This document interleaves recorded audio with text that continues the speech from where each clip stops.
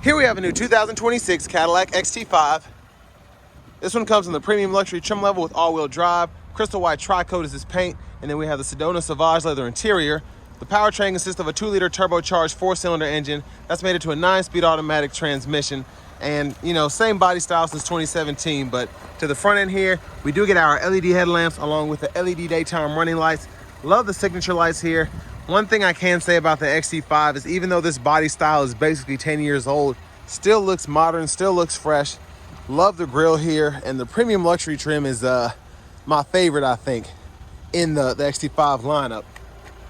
Down here to these wheels, these are gonna be 20-inch alloy. We have passive keyless entry on all 4 doors. And then to the door panel here, power door lock controls. And then we have the 14-speaker Bose Performance Series sound system, memory seat functions here, 1-touch up and down windows in the front, express down windows in the back, power folding side mirrors with blind spot monitors, and then we can control the glass here, and the rear window lockout is there. But I love the color scheme of the door panel here. It looks very nice, very nice. Electronic parking brake, heads-up display controls, hood release.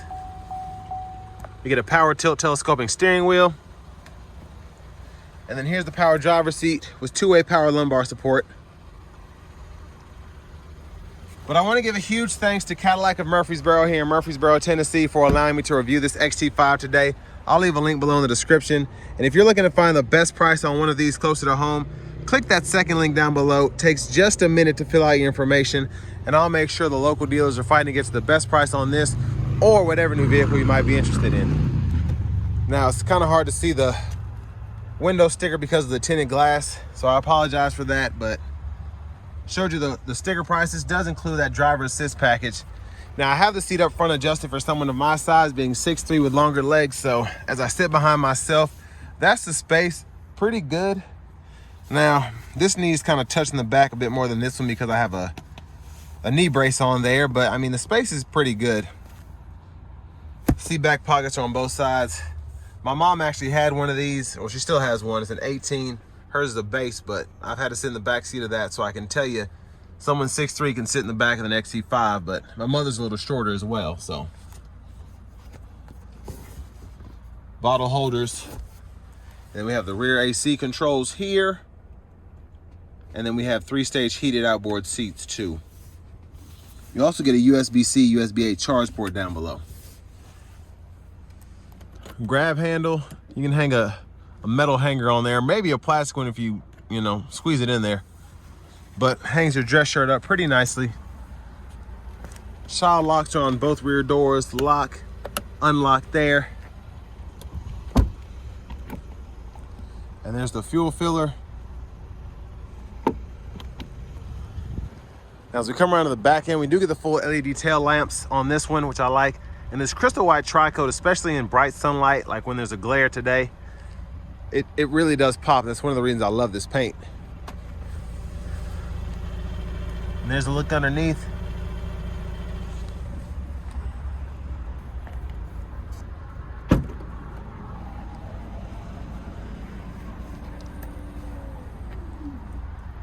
So pretty good cargo space behind the second row. Top tethers are integrated on the back of the seats themselves.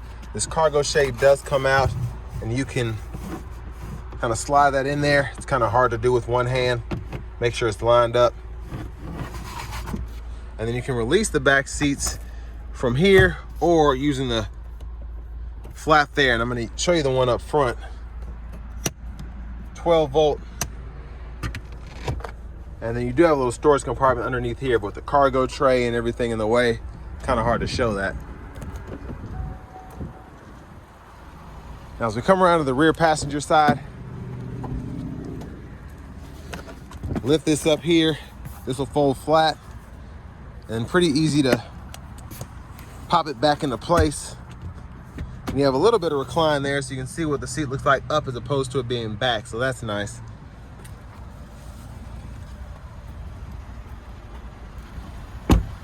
Now to the front passenger seat. Power with 2-way power lumbar support there.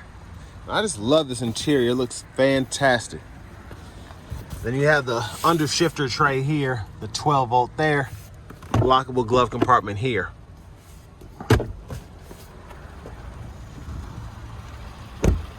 Now as we come back around to the front, just a quick look in the engine bay.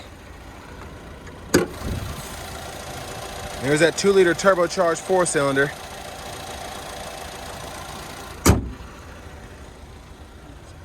And then before we hop in the driver's seat, just gonna show off the blinkers.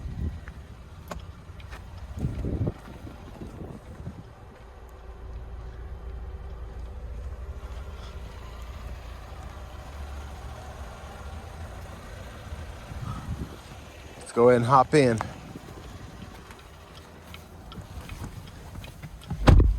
So nice leather wrap steering wheel here. I mean, it feels really nice. I like the trim throughout, this kind of wood grain look. There's the horn.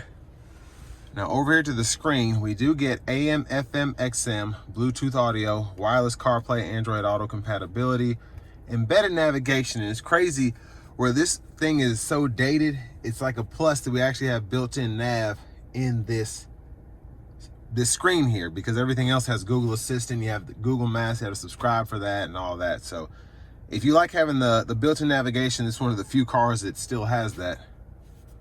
Now your settings here, change your language there. And then your vehicle settings include rear seat reminder, teen driver.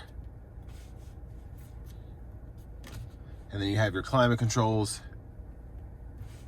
So dual zone for the front, and then you have that single zone rear, and you can lock that, so on and so forth. And then your cameras are here, so you have a front camera there, backup camera, you get the curbside views. And then over here, we can toggle the parking sensors, the auto stop, and then the self park assist is right there when applicable. Now down here, we have our dual zone automatic climate controls. We can control the fan speed here, 3-stage heated cooled seats. And I like this because you can't change the fan direction, but everything else that's important is right in here as a button or, you know, a knob there, as opposed to going in the screen, having to fool with it. I think that and the sync are the only things that you can really have to go on the screen for. But love having the heated cooled seats in the XT5s. And then here we have the bottle holders. And I'm setting the sunshade back, so while I'm doing that, shifter, push the button in here, drive, manual mode, neutral, hit the button, pull all the way up for reverse, press P for park. And then we have a shortcut for the nav. Volume knob is here. I love having that as opposed to the older ones that had the little slider there. And then our drive modes we can go through here. So we get Tour, all-wheel drive, sport, and off-road. And then the traction control toggles there. Wireless charging pad here. Center console cubby space with a removable tray. We do get a USB-A, USB-C duo there, and then the SD card reader for that embedded navigation. Now up here, rear camera mirror, OnStar, lights, sunshade, sunroof, garage door transmitter, and then we do have the theft motion sensor there. But I'm going to show you how this roof slides back one touch. That's a vent. And then that's one, and that's two. So a huge opening goes all the way behind that skylight. And there's a view of the back seat from up here. And I love that we can close the shade and the roof at the same time. That's a huge plus. At least, you know, as it goes back from the back, but it has to shut up here before it gets that second half. Vanity mirror. And then up here, headlamp controls, auto high beams there. And then we do get the automatic wipers, so one time off, auto, low, high. We can adjust that auto frequency here, and then our rear wiper, intermittent on. Push back for the rear fluid, pull up for the front.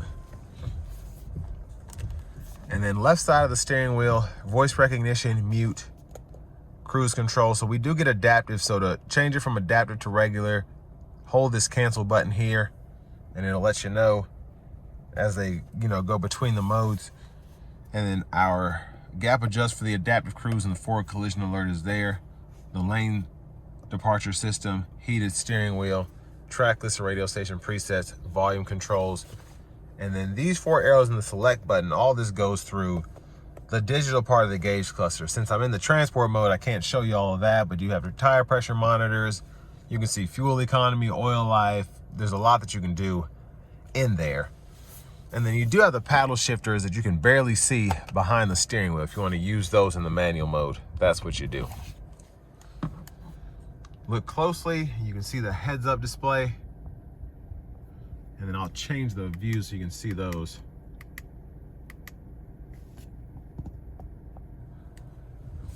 Then push button start. Finally, here's the key fob with remote start.